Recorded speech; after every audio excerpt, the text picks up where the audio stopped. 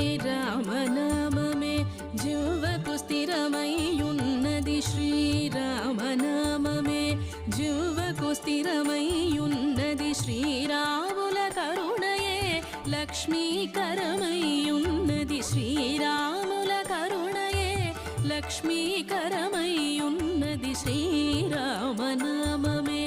జిహ్వకు స్థిరమైయున్నది Sriramula కరుణయే Lakshmikara